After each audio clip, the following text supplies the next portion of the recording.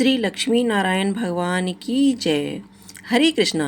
आज चैत्र मास के कृष्ण पक्ष की एकादशी है और इस एकादशी को पाप मोचनी एकादशी के नाम से जाना जाता है। प्रिय श्रोताओं, आज मैं आपको सुना रही हूँ पाप मोचनी एकादशी की बड़ी ही दुर्लभ कथा। इन सभी कथाओं को सुनने से मनुष्य के सभी पाप और संकट कट जाते हैं और सभी मनोकामनाएं भी पूर्ण हो जाती हैं। तो आप सभी बड़ी श्रद्धा और भक्ति से प्रसन्न मन से इन कथाओं को पूरा अवश्य सुनिएगा। एक बार युधिष्ठिर महाराज ने भगवान श्री कृष्ण से पूछा, माधव, फाल्गुन शुक्ल पक्ष की आमल की एकादशी का माहात्म्य मैंने सुना है। अब आप चैत्र कृष्ण पक्ष की एकादशी का क्या नाम है, यह बताने की कृपा कीजिए। तब भगवान श्री कृष्ण बोले, हे राजन, सुनो, मैं इस विषय में एक पापनाशक उपाख्यान का वर्णन करूंगा, जिसे चक्रवर्ती नरेश मानधाता के पूछने पर एक समय महर्षि लोमस ने कहा था। तुम भी इसे ध्यानपूर्वक सुनो। राजा मानधाता बोले, भगवान, मैं लोगों के हित की इच्छा से यह सुनना चाहता हूँ कि चैत्र मास के कृष्ण पक्ष में किस नाम की एकादशी होती है, उसकी क्या विधि है और उसे किस फल की प्राप्ति होती है। कृपया यह सब बातें मुझे बतलाइए। तब लोमस ऋषि कहने लगे, हे राजन, पूर्व समय की बात है। अप्सराओं से सेवक चैत्ररथ नामक वन में, जहाँ गंधर्व की कन्याएं अपने किन्नरों के साथ बाजे बजाती हुई विहार करती हैं, मंजू घोषा नाम की एक अप्सरा मुनिवर मेधावी को मोहित करने के लिए गई। वह महर्षि इस वन में रहकर ब्रह्मचर्य का पालन करते थे। मंजू कोसा उन मुनि के भय से आश्रम से एक कोस दूर ही रुक गई और सुंदर ढंग से बीड़ा बजाती थी। मधुर स्वर से गीत गाने लगी। मुनि श्रेष्ठ मेधावी घूमते हुए उधर ही जा निकले और उसे सुंदरी अप्सरा को इस प्रकार गायन करते देखकर कामदेव से परास्त होकर बरहवश मुख से बसीभूत हो गए। मुनि की ऐसी अवस्था देखकर मंजू कोसा उनके समीप गई और बीड़ा नीचे रखकर उनका आलिंगन करने लगी। मेधावी भी ये सब कुछ भूलकर उनके साथ रमण करने लगे। काम वासनावश रमण करते हुए उन्होंने रात और दिन का भी ध्यान नहीं रहा। इस प्रकार मानो उचित सदाचार का लोक होने के कारण अप्सरा के साथ रमन करते करते उन्हें बहुत दिन बीत गए। मंजू कोसा अब देवलोक में जाने को तैयार हुई। जाते समय उसने मुनि श्रेष्ठ मेधावी से कहा, हे ब्राह्मण, अब मुझे अपने देश जाने की आज्ञा दीजिए। मेधावी बोले, देवी, जब तक सवेरे की संध्या ना हो जाए तब तक तुम मेरे पास ही ठहर जाओ। अप्सरा कहने लगी, ब्राह्मण, अब तक न जाने कितनी संध्या चली गई। आप मुझ पर कृपा करके जरा बीते हुए समय का विचार तो कीजिए। तब लोमस ऋषि आगे कहते हैं, राजन, अप्सरा की बात सुनकर मेधावी के नेत्र आश्चर्य से चकित हो गए। उन्होंने बीते हुए समय का हिसाब लगाया। तब उन्हें पता चला कि उस अप्सरा के साथ रहते रहते तो उन्हें 57 वर्ष बीत चुके हैं। उसे अपनी तपस्या का विनाश करने वाली जानकर मुनि को उस अप्सरा पर बड़ा क्रोध आया। फिर उन्होंने उसे शाप देते हुए कहा, पापिनी, तू पिशाचनी हो जा। मुनि के शाप से दर्द होकर वह विनय से नतमस्तक होकर हाथ जोड़कर बोली, हे विप्रवर, मेरे शाप का उद्धार कीजिए। 7 वाक्य बोलने या 7 कदम तक साथ चलने मात्र से ही सत्पुरुषों के साथ मैत्री हो जाती है कि ब्राह्मण, मैं तो आपके साथ अनेक वर्ष बिताए, इसलिए हे स्वामी, मुझ पर आप कृपा कीजिए। तब मुनि बोले, भद्रे, मेरी बात सुनो, शाप से उद्धार करने वाली है। तुमने मेरी बहुत बड़ी तपस्या नष्ट कर डाली है। चैत्र कृष्ण पक्ष में जो शुभ एकादशी आती है उसका नाम है पाप मोचनी। वह सभी पापों का नाश करने वाली है। सुंदरी, उसी का व्रत करने पर तुम्हारी यह पिशाचिता दूर हो सकेगी। ऐसा कहकर मेधावी मुनि अपने पिता मुनिवर चाणक्य के आश्रम पर गए। उनसे सारा वृत्तांत कह सुनाया। उन्हें आया देखकर च्यवन मुनि ने उनसे पूछा, बेटा, यह तुमने क्या किया? तुमने तो अपने समस्त पुण्य का नाश कर डाला। मेधावी बोले, पिताजी, मैं अप्सरा के साथ रमण करने का पाठ किया है। अब कृपा करके कोई ऐसा प्रश्न बताइए जिससे इस पाप का नाश हो सके। तब च्यवन मुनि ने कहा, पुत्र, चैत्र कृष्ण पक्ष में जो पाप मोचनी एकादशी होती है, उसका व्रत करने पर पाप राशि का विनाश हो जाएगा। पिता का यह कथन सुनकर फिर मेधावी मुनि ने उस व्रत का अनुष्ठान किया, जिससे उनके समस्त पाप नष्ट हो गए और तपस्या से परिपूर्ण हो गए। इस प्रकार मंजू गोसा ने भी इस उत्तम व्रत का पालन किया। पाप मोचनी का व्रत करने के कारण वह पिशाच योनि से मुक्त हो गई और दिव्य रूप धारण श्रेष्ठ अप्सरा होकर स्वर्ग लोक को चली गई। तब लोमस ऋषि ने राजा मानधाता से कहा, राजन, जो श्रेष्ठ मनुष्य पाप मोचनी एकादशी का व्रत करते हैं, उनका सारा पाप नष्ट हो जाता है। इसको पढ़ने और सुनने से सहस्त्र गोदान का फल मिलता है। प्रेम हत्या, स्वर्ण की चोरी और गुरु पत्नी का गमन करने वाले महापाप भी इस व्रत के करने मात्र से नष्ट हो जाते हैं। यह व्रत बहुत ही शुभ है। इस प्रकार धनराज युधिष्ठिर को पाप मोचनी एकादशी व्रत का माहात्म्य सुनाकर भगवान श्री कृष्ण मोहित हो गए। तब धर्मराज ने भी भगवान के बताए विधि विधान के अनुसार इस व्रत का पालन किया। प्रेम से बोलिए श्री लक्ष्मी नारायण भगवान की जय, श्री तुलसी माता की जय, शालिग्राम भगवान की जय। अब आप सभी की मनोकामनाओं को पूर्ण करने वाली दूसरी कथा को भी सुनाते हैं। एक बार भगवान श्री लक्ष्मी नारायण जी को प्रणाम किया। फिर नारद जी ने श्री हरि से कहा, प्रभु, आप धरती पर आपका प्रभाव कम हो रहा है। धर्म पर चलने वाले लोगों को कोई अच्छा फल नहीं मिल पा रहा। जो पाप कर रहे हैं उनका भला हो रहा है। तब श्री हरि कहने लगे, ऐसा नहीं है। जो भी हो रहा है सब नियति के कारण हो रहा है। श्री हरि की बात सुनकर नारद जी बोले, प्रभु, मैं तो देखता आ रहा हूँ कि पापियों को तो अच्छा फल मिल रहा है, लेकिन भला करने वाले और धर्म के रास्ते पर चलने वाले लोगों को बुरा फल मिल रहा है। उन्हें दुख भोगने पड़ रहे हैं। भगवान ने कहा, देवर्षि, कोई ऐसी घटना बताओ जिससे तुम्हें यह लग रहा हो। नारद जी कहने लगे, प्रभु, अभी अभी मैं जंगल से आ रहा हूँ। वहाँ पर एक गाय दलदल में फंसी हुई थी। कोई भी उसे बचाने वाला नहीं था। थोड़ी ही देर के बाद मैंने देखा कि एक चोर उधर से गुजर रहा था। दलदल में फंसी गाय को देखकर वह रुका तक नहीं, बल्कि उस पर पैर रखकर वह दलदल से भरा हुआ गड्ढा लांघकर आगे निकल गया। आगे गया तो एक सोने की मोहरों से भरी थैली मिली। थोड़ी ही देर बाद वहाँ पर एक साधु महाराज आए। उन्होंने उस गाय को दलदल में फंसा देखा तो गाय को बाहर निकालने की पूरी कोशिश की और पूरी ताकत लगाकर आखिरकार उस गाय को निकाल लिया। गाय को बाहर निकालने के प्रयास में वह साधु महाराज खुद दलदल से लथपथ हो गए थे। जब वह साधु महाराज आगे बढ़े तो एक गड्ढे में गिर गए और उन्हें चोट लग गई।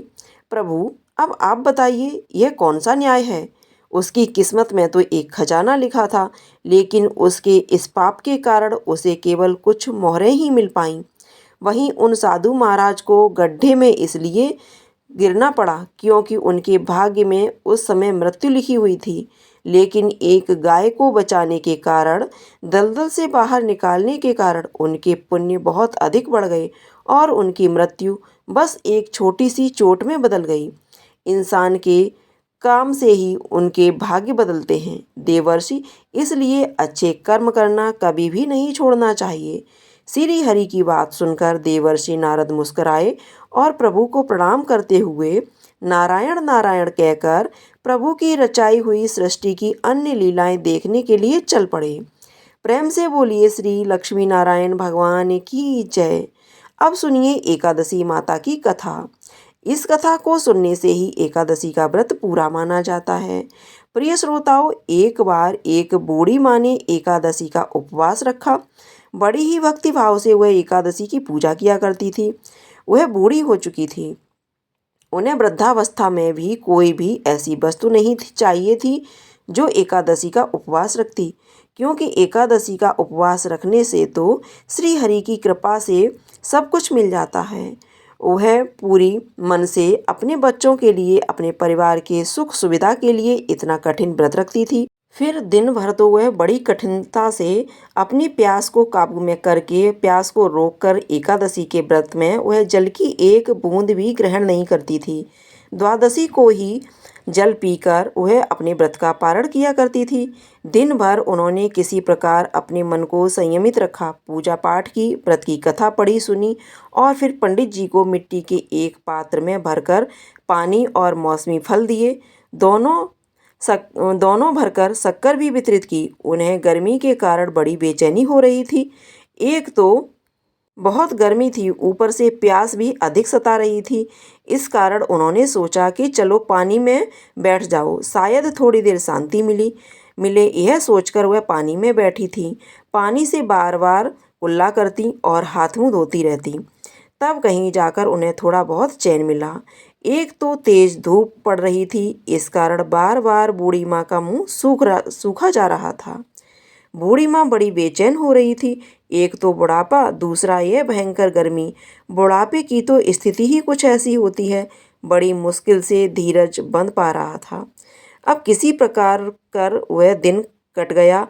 अब बूढ़ी माँ के सामने पहाड़ से लंबी रात थी, जिसका कट पाना बड़ा ही मुश्किल दिखाई दे रहा था। किसी प्रकार की शांति नहीं मिल रही थी। बार बार प्यास के मारे गला सूख रहा था। वह इस प्रकार बेचैन होकर करवटें बदलती जा रही थी। कई बार उठकर घर के बाहर जाती, फिर अंदर आ जाती। न उन्हें घर के अंदर शांति मिल रही थी, न बाहर शांति मिल रही थी। एकादशी माता को याद करती और मन में सो जाती। माता, आप मेरी लाज रखो, आप भी मुझे शक्ति दो ताकि मैं भली भांति आपका व्रत कर सकूं और यह पहाड़ सी रात सुकून से बीत जाए। प्यास के कारण बूढ़ी माँ की बेचैनी तो बढ़ रही थी। उन्होंने धैर्य रखते हुए बहुत प्रयास किया, लेकिन आखिरकार उनकी सहनशीलता की सीमा टूट गई और वह घबराकर प्यास के मारे एकदम चिल्ला पड़ी, बचाओ बचाओ। बूढ़ी माँ का चिल्लाना सुनकर उनके परिवार के सभी सदस्य उनके आसपास इकट्ठा हो गए और बूढ़ी माँ की चारपाई के पास पहुँच गए। सब बोले, अम्मा जी क्या हुआ आपको, क्या हुआ, आप क्यों चिल्ला रही हो? और जब आपसे व्रत नहीं रखा जाता तो इस बुढ़ापे में इतना कठिन व्रत क्यों कर रही हो? अम्मा जी, अगर शरीर में ताकत है तो ही व्रत रखा करो। जरा जल्दी से मेरी छाती पर ठंडा पानी का घड़ा तो रख दो। नाती नातिन ने ठंडे पानी का बर्तन रख दिया। तब कहीं जाकर उन्हें थोड़ा बहुत सुकून मिला और जब सुकून मिला तो थोड़ी देर के लिए उन्होंने अपनी आंखें बंद कर इधर एकादशी माता सोचने लगीं, यह तो बूढ़ी माँ बड़े नियम से मेरा व्रत रखती है। ऐसा विचार कर एकादशी माता आधी रात को मुर्गा बनकर कुकुड़कू करने लगी। मुर्गे की आवाज़ सुनकर पूरी रात बूढ़ी माँ जल्दी से उठी और बाहर जाकर आसमान की ओर निहारा, लेकिन आसमान में तो कहीं भी सुबह का तारा दिखाई नहीं दिया। एक तो प्यास लग रही थी, अब थोड़ा बहुत उनका मन भी परेशान होने लगा। आखिरकार उन्होंने दृढ़ निश्चय किया कि अब मैं इस व्रत को पूरा करके ही छोड़ूंगी, फिर चाहे व्रत पूरा होने तक मेरे प्राण ही क्यों न निकल जाएं।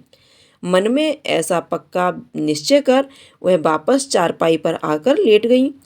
देर रात के बाद एकादशी माता ने उनकी फिर से परीक्षा लेनी चाहिए, तो वह एक छोटी सी कन्या का रूप धारण कर गिलास में मीठा पानी लेकर उनके सिरहाने खड़ी हो गई और जोर से बोली, दादी जी सवेरा हो गया। पहले तो शरबत का भरा हुआ गिलास देखकर बूढ़ी माँ का मन डगमगा गया, किंतु अचानक याद आया कि उनका तो एकादशी का उपवास है। फिर उन्होंने सोचा कि अभी तो किसी भी तरह शरबत नहीं पी सकती और फिर भी चुपचाप वापस अपनी चारपाई पर लेट गईं। आँख लगी तभी उन्हें ऐसा महसूस हुआ कि मानो किसी ने उन्हें पानी से भरे हुए मटके में पलट दिया हो।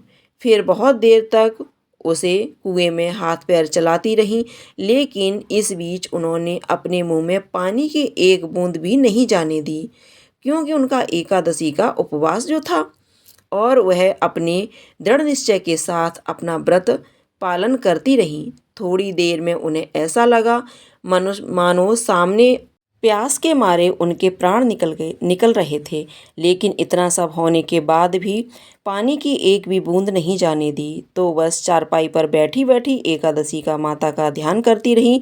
अब सवेरा होने में कुछ ही समय है, यह जानकर बड़ी तसल्ली के साथ इधर उधर घूमने लगीं। एकादशी माता अब तक यह बात अच्छी तरह से समझ गईं कि इन बूढ़ी माँ को किसी भी प्रकार से अपने व्रत से नहीं टाला जा सकता। वह उनके सत्य व्रत को समझ गई थीं। अब सवेरा हो गया तो बूढ़ी माँ ने स्नान किया, भगवान श्री हरि का पूजन किया, फिर एकादशी माता की कथा सुनी, ब्राह्मणों को दक्षिणा देकर भोजन कराया। तब कहीं जाकर उन्होंने जल ग्रहण किया। कन्याओं को भोजन करने के बाद फिर उन्होंने स्वयं भोजन किया और इस श्रेष्ठ व्रत के प्रभाव से बूढ़ी अम्मा की आयु में बढ़ोतरी हो गई, उनकी आयु बढ़ गई, उनका घर परिवार हरा भरा हो गया। अब उनके घर में किसी भी चीज़ की कोई भी कमी नहीं थी। उनका घर हर प्रकार से सुख साधनों से भर गया। नाती नातिन से उनका घर भर गया था और वह उसी दिन से 12 महीने की एकादशी का व्रत करने लगीं। एकादशी माता के व्रत के पुण्य प्रताप से इस संसार में हर प्रकार के सुख भोग कर वह अंत में भगवान श्री हरि के धाम को चली गईं। जैसे एकादशी माता ने उस बूढ़ी माँ को, उनके परिवार को हरा भरा किया, वैसे ही एकादशी माता हम सभी की मनोकामनाओं को पूर्ण कीजिएगा। प्रेम से बोलिए श्री लक्ष्मी नारायण भगवान की जय। एकादशी माता की जय। यदि ये थी आज की कथाएं। उम्मीद है आपको कथा पसंद आई होगी। कथा अच्छी लगी हो तो वीडियो को लाइक करके और चैनल को सब्सक्राइब नहीं किया हो तो ज़रूर कर लीजिएगा।